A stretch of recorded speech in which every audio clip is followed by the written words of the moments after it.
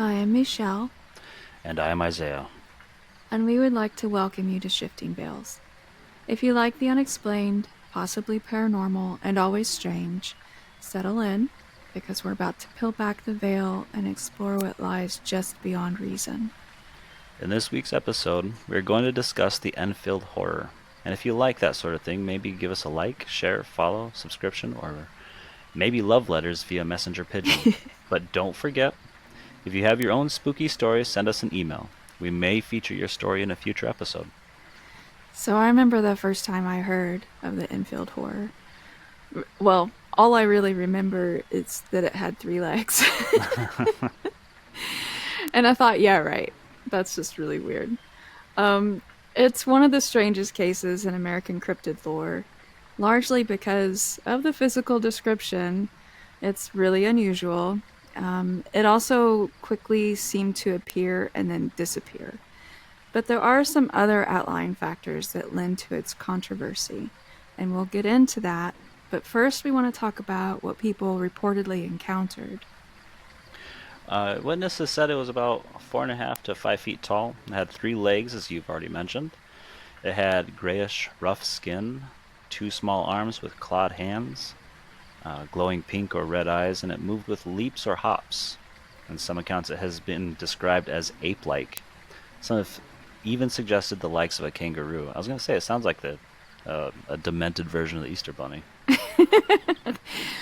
I had a mental picture of T Rex, Yeah, like a really T-Rex messed up T with the Rex. little arms. Yeah. Get that guy some little reacher arms. Yeah. So I always wondered if the ape like or kangaroo suggestion was tossed out there just because of the way it supposedly traversed. Like the human brain was just trying to make it make sense, you know? Possibly. Yeah. It was also called the abominable swamp slob. Let's try and say that 3 times fast. Similar to the skunk ape. So there are a few ways it is being described. I never heard the skunk ape call it the abominable swamp slob. I had to take that one a little slow. Yeah, I was That gonna one is say. kind of hard. See, I don't think I can say it three times. Once yeah. was good. Proud of you myself for that one. you keep giving me the hard terms. That's all right. I believe one of the first sightings was on April 25th of 1973 by local resident Henry McDaniel. It was just after 9:30 p.m. when he heard scratching at his front door. He said the wind outside was still and the air felt strange. It was as if the night itself was holding its breath. His dog barked from the back of the house and started growling like he was uncertain. Henry figured it was just a stray, maybe a possum. He grabbed his flashlight, stepped toward the door, and swung it open. What stood on his doorstep wasn't any animal he knew. Standing in the weak yellow light from his porch was this gray skinned, gnarled body. Its limbs were thin and wiry, its arms short, but ending in long claws that twitched in the darkness. It had three legs that weren't aligned as though they weren't meant to be there.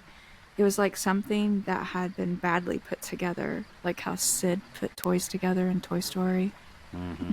That was his name, right? Sid? Yeah, the next door neighbor. Yeah. He said its eyes glowed pinkish red, and as he made eye contact with it, he was convinced that he was looking at intelligence that wasn't human or animal, but something else. Yeah, So, I was gonna say what kind of other intelligence is there? Just I guess I don't know. extraterrestrial. I always kind of feel like he leaned that direction. Like that's what he wanted people to believe whenever he would recount the story, because that's what he believed, maybe. Yeah. I don't know. Yeah, so I think as the story goes, it's at that moment of eye contact that Henry slams the door. His heart is hammering with adrenaline, and he then grabs his 22 pistol, flings the door back open, and aims and fires. This thing screeches, a shriek like a steam whistle and a dying cat combined. Sorry. No, you're good. Then bounds away, leaping nearly 50 feet in a single bound. 50 feet? This is, Like, are you fine? this is from Krypton. This is leaps like Superman. I mean, jeez, 50 feet. Wow, okay. Then it supposedly vanished into the dark toward the railroad tracks. When police arrived, Henry pointed to the footprints, deep, clawed, and six-toed, spaced in threes. Wait, The so dep I want to know. I want to know. Did the police were they able to stifle their laughter when he said it bounded 50 feet away? When it comes to like reports like this, I wonder if like they just sit there and like kind of gawk at the person that's like giving like the person they're interviewing. They're like, sure. Yeah, they gotta be like the masters of poker face. Yeah. Because I would have just been like cracking. I would have been cracking up. Uh, Sir, have you had anything to drink or R- smoke or snort tonight? right. So this three-legged thing that twitches like it's been doing coke just leaped 50 feet. Okay, got it. Right. And you fired at it. Okay. Right, right. Yeah. The deputies marked the ground, took statements, but they had no answers. Henry later told reporters if they find it, they'll find more than one, and they won't be from this planet. See, So, okay, extraterrestrial, yeah. yeah, so he seems pretty convinced that this is some type of extraterrestrial, maybe. There were other witnesses, though, if you can believe it. It wasn't just Henry McDaniel. No, it's his dog, too. The stray cat. Maybe. I don't know. Maybe he shot too fast for the dog to, like, come from the back of the house to see what was actually going on. Oh, maybe. I don't know. Actually, just a half an hour before Henry McDaniel's encounter, his 10-year-old neighbor, Greg Garrett, was attacked by a three-legged monster in his family's back garden. I'm sorry. I mean, it shouldn't be funny, but it's funny. But just a half hour before Right. Henry's. Okay, yeah, Conveniently. Yeah. yeah. The monster actually got close enough to Greg to step on his foot. Its claws ripped his shoes to pieces before he ran away into his house. Police were called, but they were unable to find the beast. I See, think. I think that the Beast was just jealous because the Beast couldn't get shoes, and that kid had some pretty sweet Nikes on. I think the kid tore up his damn sneakers and he didn't want to get in trouble. And his neighbor comes out with this crazy ass story and it's like, "Oh yeah, I saw it too. That's what happened to my shoe. Yeah, It stepped on me." totally saw it. That's what happened here. Right. Oh my. Okay. On May 6th, a couple weeks after the initial encounters, Henry was woken by dogs barking and saw the creature by the railroad tracks near his home yet again. A search party was formed to look for it. They located an ape-like animal standing in an abandoned building at the area and managed to get a sound recording of its vocalizations. When they fired at the beast, it escaped into the night. What do you think those vocalizations sounded like? I don't know. You think I they w- sound like Dory speaking whale? Maybe. I want to know, like I never could find I keep seeing ape like, but I never could figure out like what about the ape is it like? Like what is it muscular? Is it I don't I mean, I, did you it know, yeah, because it doesn't have long arms like an ape, right? Because it's got the No. short clawed limbs. So it's not standing on its three legs and then have its arms dangling down with its knuckles on the ground like an ape, you And know. maybe more of the kind of crotchety, like the leaned forward look, Crotchety. maybe. Yeah, well, yeah, like an old man with his walker. Yeah. So crotchety old men are ape like. I'll tell Got you it. too. After we talked about this, I'm not trying to line up crotchety and ape-like, but yeah, there you go. I After we talked about this the other week, I went looking for vocalizations. I was up to like 4 a.m. looking for these things. Oh, I was looking for yeah. recordings on YouTube, and I was just searching like all Can't sorts of find different them. websites, and there's no vocalizations that are recorded No. that I found at least. So, Yeah, no, I couldn't either. Yep. um, The alleged recordings. right, I don't this think they exist. the steam whistle slash cat, Ape. Kangaroo. right? Maybe the cat was just in heat in the barn. I don't know. Maybe. That It happens. it does. Sure does. Thank you, Michelle. It's kitten season, you know? It was spring, all right? Yeah. The town of Enfield, Illinois reacted with a mix of fear, curiosity, and chaos. The kind of atmosphere you'd expect when a small, quiet town is suddenly thrown into the middle of something that feels unnatural. After he, excuse me, After he, yep, after he, I got carried away. Okay. After Henry McDaniel's report hit the local papers, it was like lighting a match in dry brush. The story of the three legged monster with glowing red eyes made headlines across Illinois and even farther.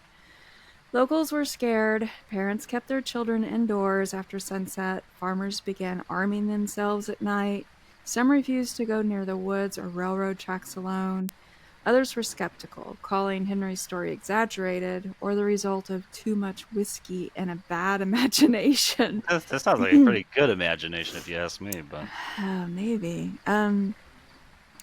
Outside of Henry and his neighbors' witness accounts, there were two more residents reported seeing something fast, gray, and hunched darting through the shadows. Maybe hunched is where the ape thing yep, comes from. that was just like, that's the word I was looking for. Yeah.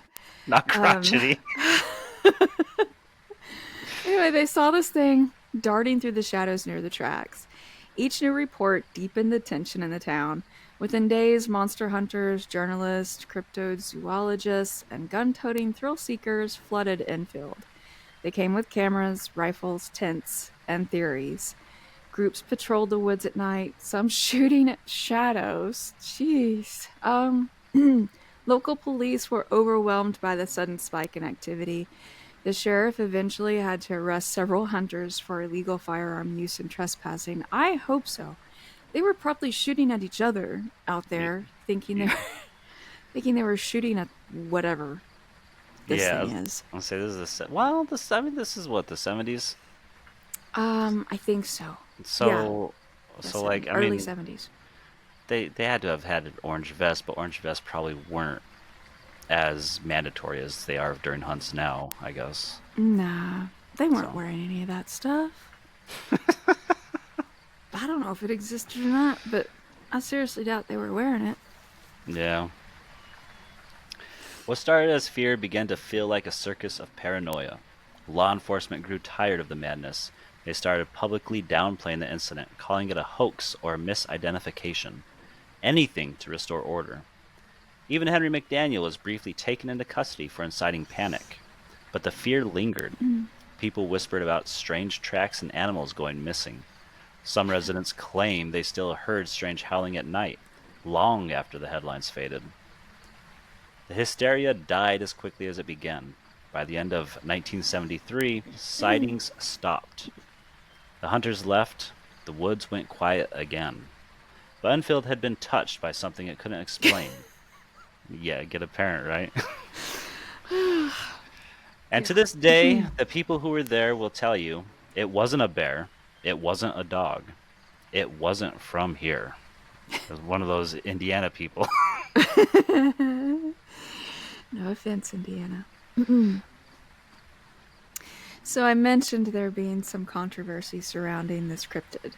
There's actually a lot of controversy surrounding Henry McDaniel's account of the Enfield Horror, and that is what lies at the heart of why this creature remains a strange legend rather than a widely accepted cryptid. While many locals took him seriously at first, skepticism, inconsistencies, and strange behavior soon surrounded his story, muddying the waters between genuine fear and possible fabrication. Some in Enfield considered Henry McDaniel an eccentric, not necessarily unstable, but not exactly mainstream either. I actually read a little bit about him on Reddit, and there was somebody on there that claimed to have been his neighbor, and they said that the guy was an asshole and Was he it was a Garrett? drunk. Well, The 10-year-old boy? I Was don't it Henry remember. Mc... I Was don't it even Henry remember their McDaniel? name, but that's a Was it possibility. Henry McDaniel took his lawnmower over Garrett's shoe, and that's what... That's probably, you know what? That's a good theory. After his sighting made headlines, he gave multiple interviews, each sometimes offering slightly different details about the creature's movement, size, or the sound it made. Locals began questioning his motivations. Was he chasing fame? Was he embellishing? Or did he really see something so strange that it defied even his ability to describe it? McDaniel claimed to have shot the creature with a 22 caliber pistol and saw it leap away 50 plus feet. That kind of distance seems exaggerated to many, and no blood or physical evidence was found either. Some believe the whole story about firing at the creature was either made up or dramatized to give weight to his story. Others noted that McDaniel was calm and articulate when reporting to authorities, unusual for someone who had supposedly just encountered an alien-like monster.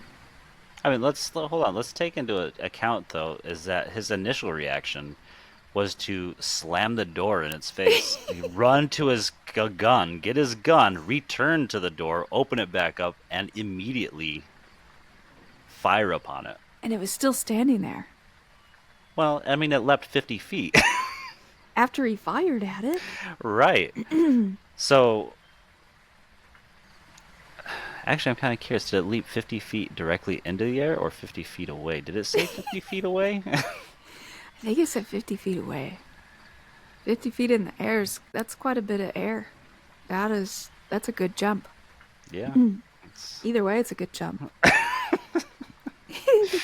Yeah, wasn't there an issue with the supposed tracks as well? Yeah, investigators claim to find odd footprints near McDaniel's house, 4 inches wide, dog like, with a toe missing. But skeptics argued the tracks could have belonged to an unknown animal, possibly deformed or even faked. McDaniel insisted the creature had 3 legs, but no photos or definitive plaster casts of the prints were ever produced or confirmed by scientific sources. Something else that didn't help matters was the fact that at first the local police took the report seriously enough to investigate, but after the media storm and the influx of armed hunters, law enforcement pivoted. They actually arrested McDaniel briefly, possibly to pressure him into stopping his interviews and discourage further panic. And I think we talked about this before. Arresting him would also, like, if in the case of, like, if Henry McDaniel actually was faking this, that arresting him and keeping him in a cell for a night or two would actually deter any other fake footprints or anything else from being conjured up. Could have. Yeah. McDaniel appeared on radio programs and was quoted widely in newspapers, leading to claims that he enjoyed the attention. Some residents claimed he was just trying to put Enfield on the map, or that he had made up the story to scare kids or prank neighbors. Others accused him of being inspired by UFO and cryptid reports that were popular in the early 1970s, suggesting his tale fit too neatly into the then burgeoning alien hysteria movement. It was kind of a big deal. I mean, there were like movies and stuff. Dude, Fire in the Sky? Oh my god, I love Fire in the Oh Sky. my god. That should actually scared me, yeah. Oh yeah. Oh yeah. Yeah, that was probably crop circles at the time too, yeah? I think. I think so. Even skeptics agree something strange happened in Enfield that year. Whether it was a cryptid, a psychological phenomenon, or a prank gone wild remains for a debate. Whatever the truth, the Enfield horror lingers, not in evidence, but in memory. It has become a kind of modern American folktale, a chilling reminder that sometimes the unknown steps right up to your front porch, knocks, and hisses, or leaps 50 feet. Or train whistle and cat howl. Got your own eerie encounter or hometown horror? We want to hear it. Send us an email and you might just hear your story on a future episode. Thanks for joining us on this eerie journey into the shadows of Enfield, Illinois. Whether the creature was a cryptid or alien or just a figment of collective imagination, the Enfield horror reminds us how quickly fear can spread and how mystery thrives in the gaps between fact and folklore. 3 legs, glowing eyes, and a leap that defies physics. Whatever it was, it left behind more questions than answers, and maybe that's the real horror, not knowing. Until next time, Keep your lights low, your curiosity high, and remember, the strangest things often lurk just beyond the porch light.